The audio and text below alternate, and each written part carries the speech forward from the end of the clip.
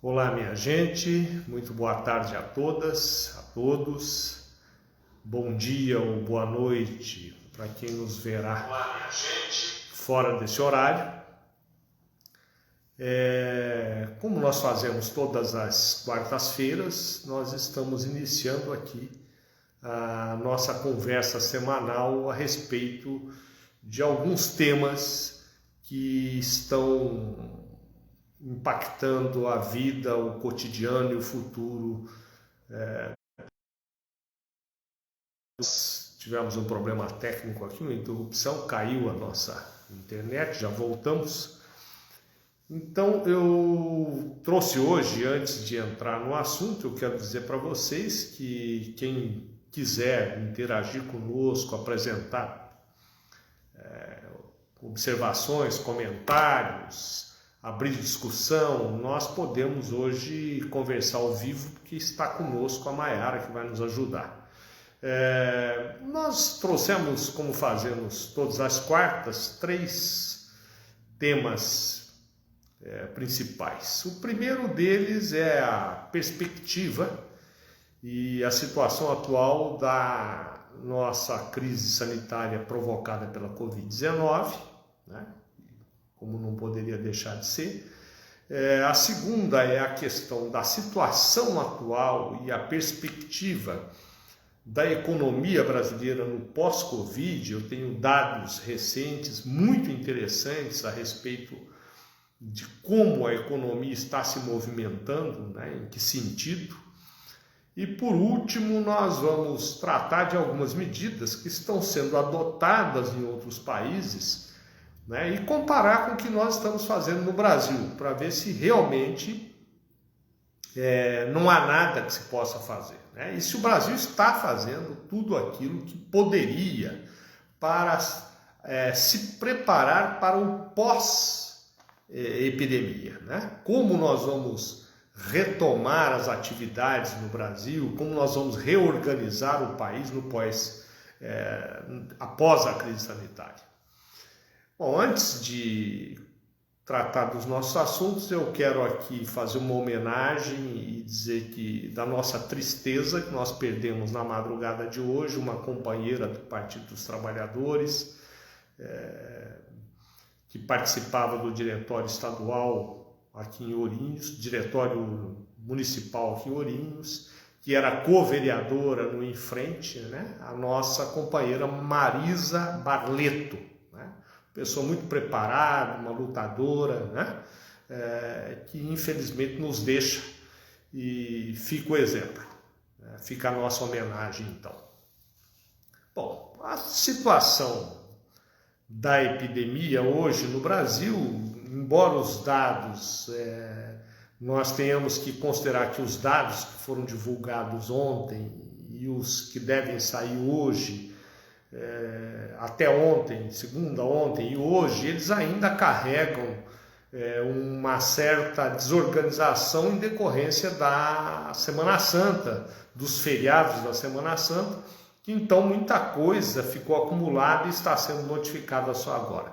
De qualquer forma, o que nós temos de objetivo é que a situação está piorando, nós não chegamos ainda ao pior momento, como nós temos dito aqui, nós caminhamos ainda para uma situação pior, né?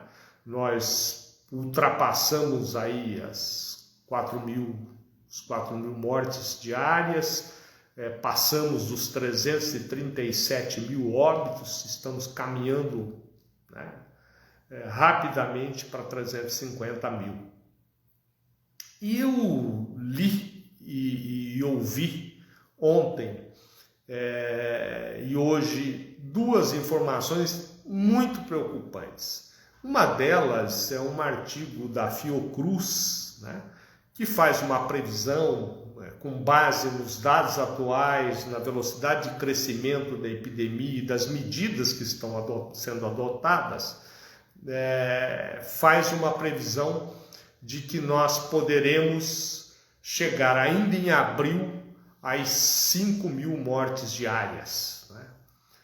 E a previsão que eu ouvi ontem foi uma entrevista do professor Miguel Nicoleles, um cientista renomado, né? Talvez um dos maiores cientistas brasileiros em atividade, radicado nos Estados Unidos, mas que vem frequentemente ao Brasil e mantém atividades aqui, que diz que se não houver aquilo que eles chamam de lockdown, isolamento social muito forte, o Brasil corre o risco de chegar a 500 mil óbitos, né? Então, são realmente notícias muito preocupantes nesse momento, e o que nós observamos, hoje inclusive sai uma manifestação da Anistia Internacional, uma nota dizendo que o órgão está muito preocupado com o que está acontecendo no Brasil, porque não há nenhuma perspectiva de superar a crise a curto e médio prazo.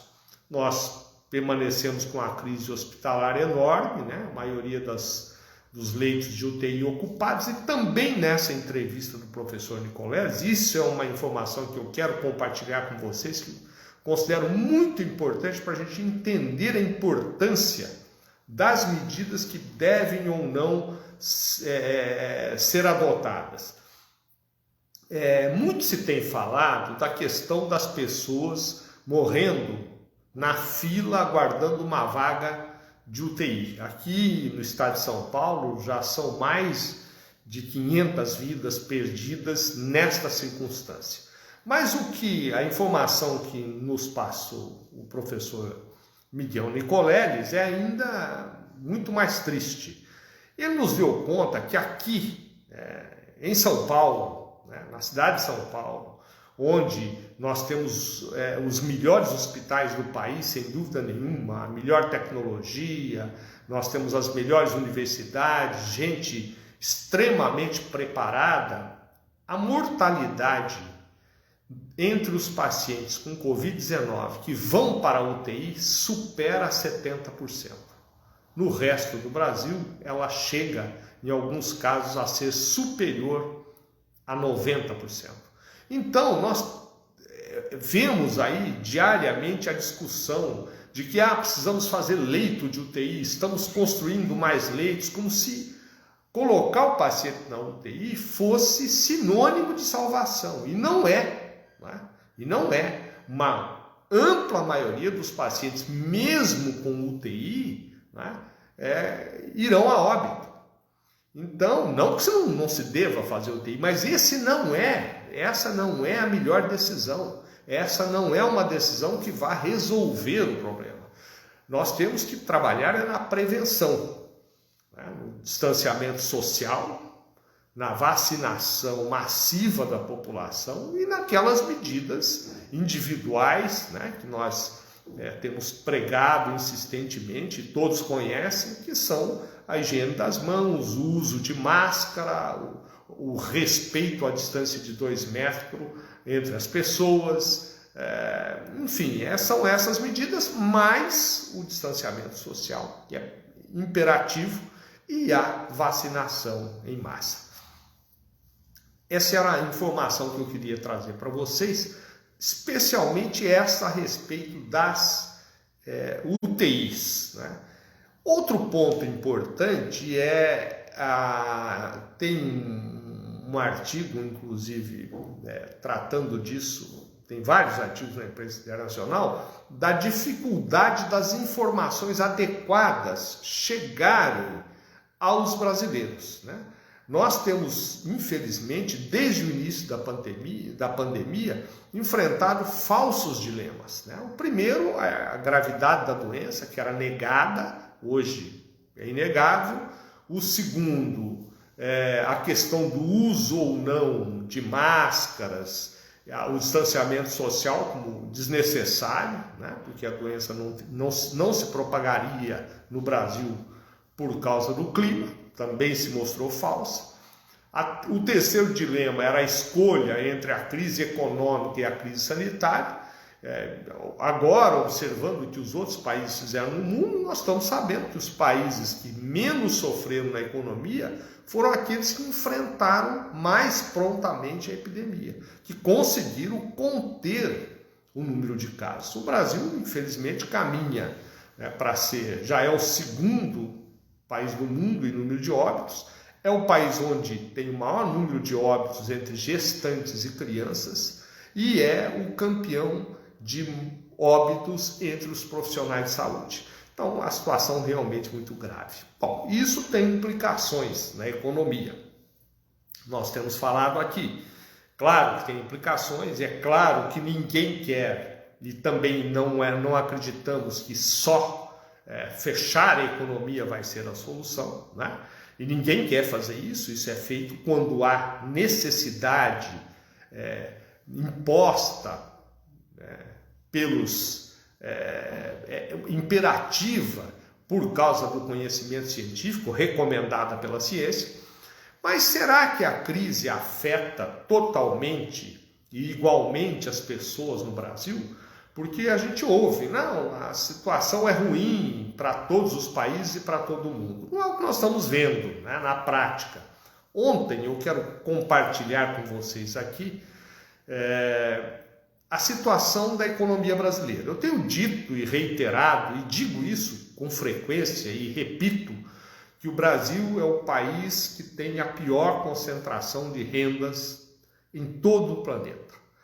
Eu digo isso porque considero que essa é a questão essencial para o país tornar-se uma nação desenvolvida.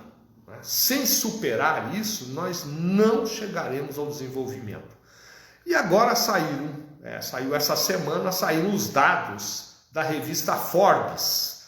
Quem conhece aí sabe que essa revista é uma revista especializada em avaliar os grandes bilionários do planeta. E o que os dados da Forbes mostram? Que durante a pandemia, a concentração de rendas aumentou ainda mais em todo o mundo. Quer dizer, os muito ricos, os bilionários, ficaram ainda mais ricos e boa parte da população empobreceu. No Brasil, a Forbes traz os seguintes dados. Antes da pandemia, nós tínhamos no Brasil, eu até anotei aqui para não falar nenhum número incorreto, 45 bilionários. 45 pessoas que tinham mais de 1 bilhão. Eu estou falando em dólares, né? Não é 1 bilhão de reais, não. São bilionárias que têm mais de 1 bilhão de dólares. Eram 45 pessoas. Com a pandemia, este número passou para 65 pessoas. Então, durante a crise econômica, que se diz que é muito grave, porque está se fechando a economia, 25 novos bilionários surgiram no Brasil. Né? Isso é um fato, é um dado.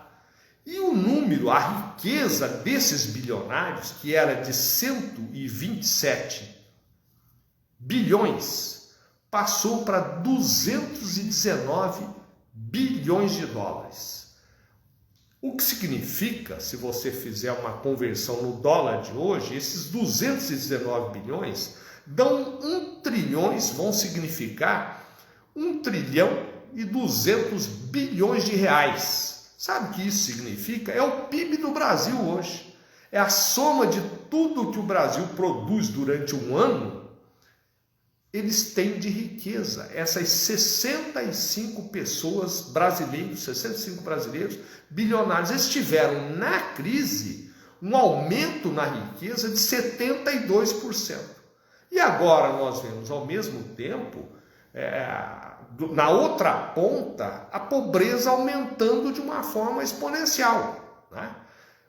Por várias razões, né? Não só pela crise econômica causada pela epidemia, mas pelo modelo neoliberal, pelo modelo da economia que já vinha desde 2016 sendo implementado no Brasil, com a emenda 95, reforma trabalhista, reforma da Previdência, né? A reforma administrativa.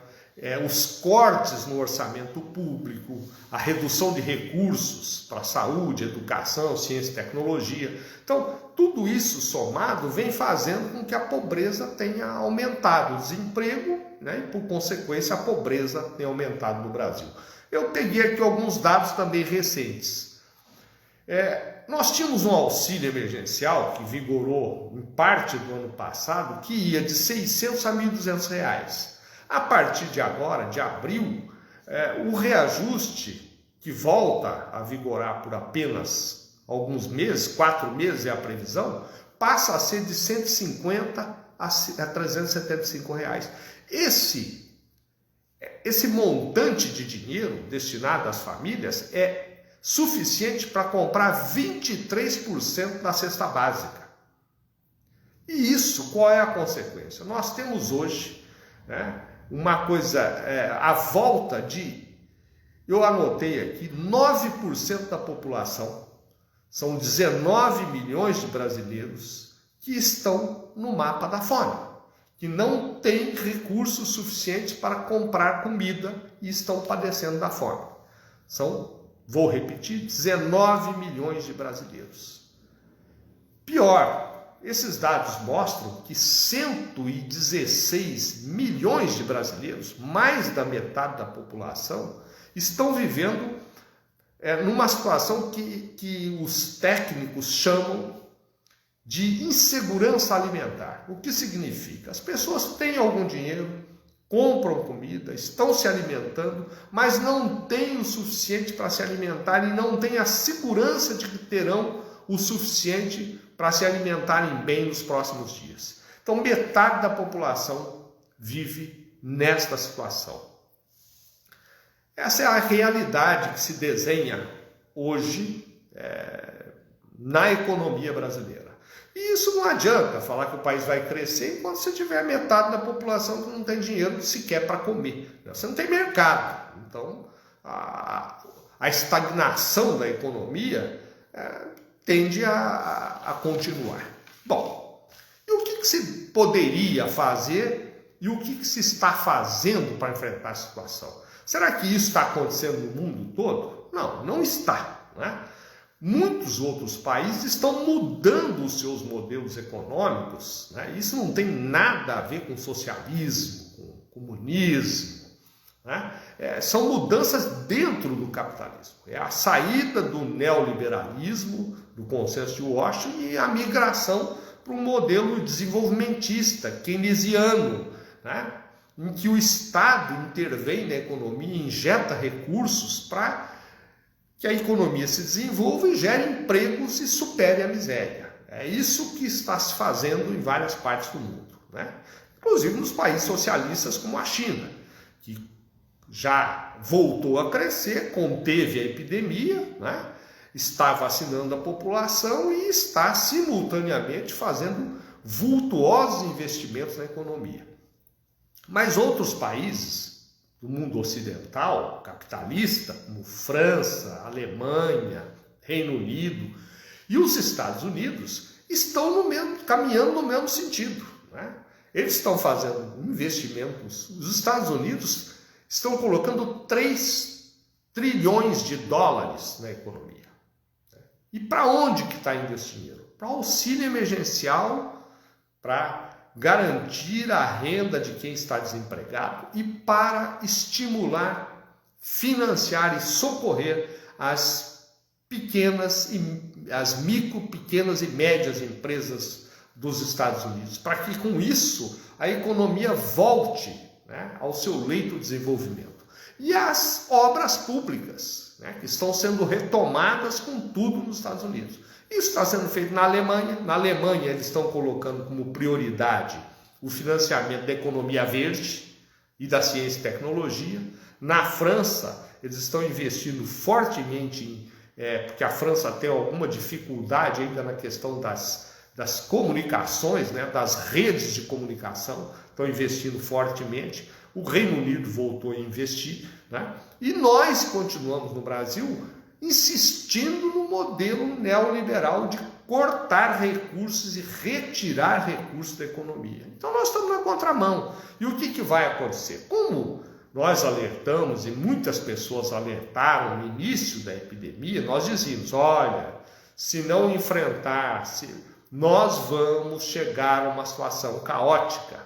Negaram, está aí a situação. A economia será a mesma coisa. Se o Brasil não se preparar para retomar o crescimento, distribuir renda e gerar empregos, nós vamos ter, associados à crise sanitária, à crise política que no Brasil parece que não se supera, a crise econômica que é gravíssima, nós vamos ter uma crise social que se avizinha. É isso que nós temos. E o que poderia se fazer no Brasil? Não, poderia se fazer, não precisa inventar a roda, é fazer o que os outros estão fazendo. Primeiro, mudar o modelo, revogar o teto de gastos, a emenda 95, e fazer um grande esforço de investimento público. Quais seriam as áreas prioritárias? Áreas que gerem empregos. Nós temos fome no país. Uma das áreas que nós podíamos colocar dinheiro fortemente é na agricultura familiar, porque com isso nós teríamos dois resultados muito interessantes. Primeiro, nós íamos gerar emprego no campo, porque quanto mais investimento, mais postos de trabalho seriam gerados nas pequenas e médias propriedades que produzem hoje 70% dos alimentos que nós consumimos. Se nós pusermos dinheiro lá, nós vamos gerar emprego e vamos garantir alimentos a preços mais competitivos, né? O governo pode, inclusive, comprar isso para combater a fome, para enfrentar esse momento de emergência, onde você tem aí metade da população vivendo a insegurança alimentar. Isso é uma medida. Outra medida é investir em saneamento básico, habitação popular, que são investimentos que dão retorno de curto prazo, que geram muitos empregos, né? E possibilitariam a retomada da economia. Um socorro, eu tenho dito aqui, aos microempreendedores individuais, às micro e pequenas empresas, para que elas atravessem esse momento e possam retomar as suas atividades ou suportar as dificuldades que estão vivendo, né? Então, essas medidas são medidas que daria para se fazer em parceria com os municípios. Nós temos um cadastro já do Bolsa Família. Levar esse auxílio emergencial a um salário mínimo por família, no mínimo, família de 4 pessoas, né? Um salário mínimo, poderia usar o cadastro do Bolsa Família, você não vai dar um salário mínimo, mas você complementar a renda que a família tem para um salário mínimo. Há recursos para fazer isso, né? Precisa revogar a emenda 95, acabar com o teto de gastos e pôr dinheiro na economia, que rapidamente esse dinheiro será gasto e gerará atividade econômica e empregos. Isso poderia ser feito junto com os municípios, deveria não repetir os enganos cometidos no auxílio emergencial que foi concedido ano passado, onde muita gente fraudou, recebeu e até agora esse dinheiro não voltou para os cofres públicos, talvez nem volte, né? Se fizer isso em parceria com os municípios, usando o cadastro do Bolsa Família, né, você poderia ter uma eficácia melhor na distribuição e uma justiça maior na distribuição desses recursos, inclusive promovendo frentes de trabalho para a juventude que tem um desemprego enorme. Isso poderia ser financiado via municípios, né? Abrir frente de trabalho para gerar empregos. Esses empregos seriam pagos com dinheiro público mesmo, para que obras urbanas, obras de zeladoria nas cidades, de saneamento básico, de reflorestamento, enfim, do meio ambiente, fossem executadas, né? Então, investir fortemente em ciência e tecnologia, né?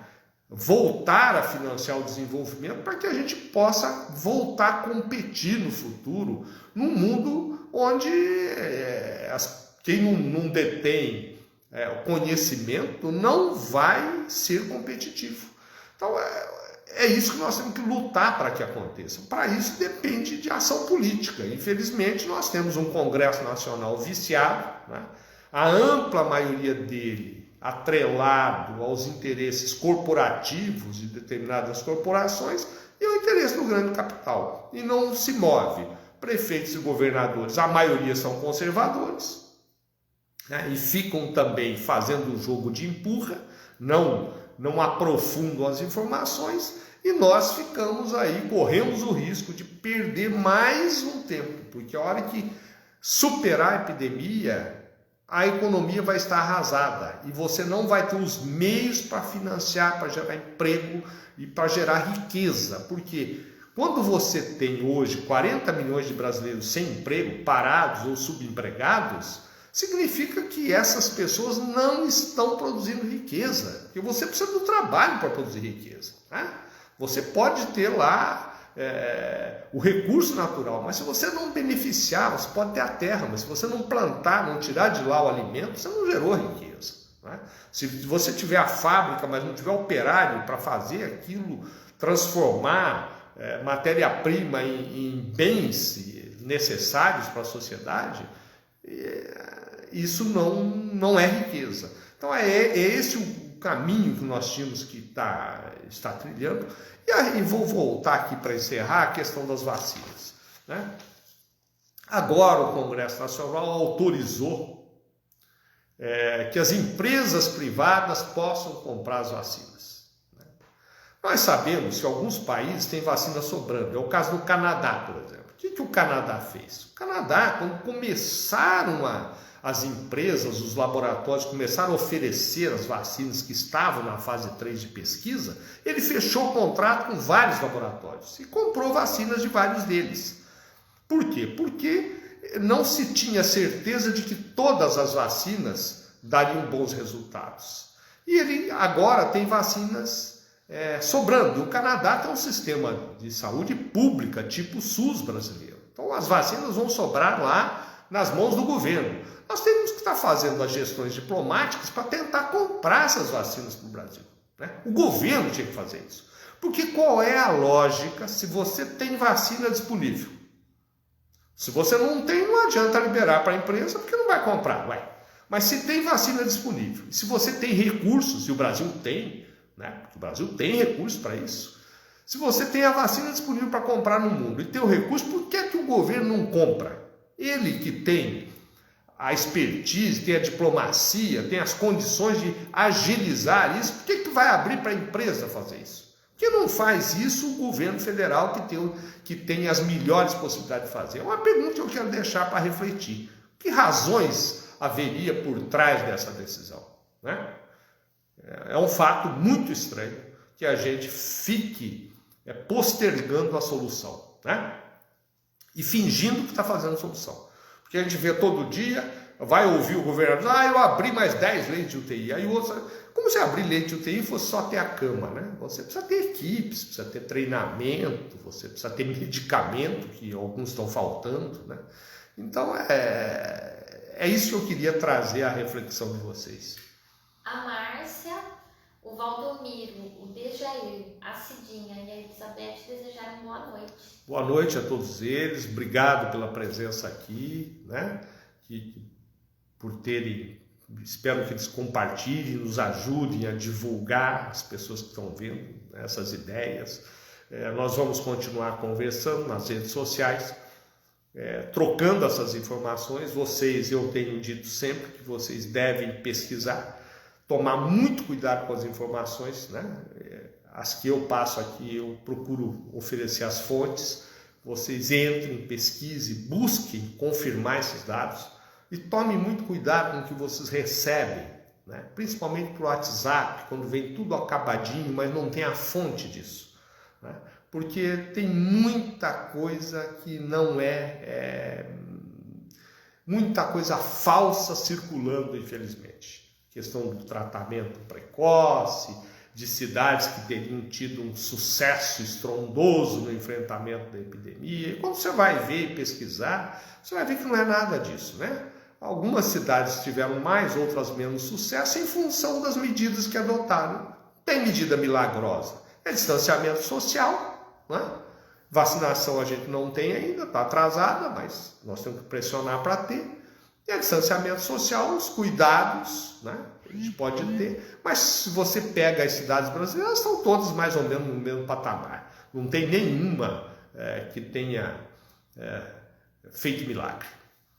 Bom, eu agradeço a todas, a todos. Nos vemos na próxima quarta.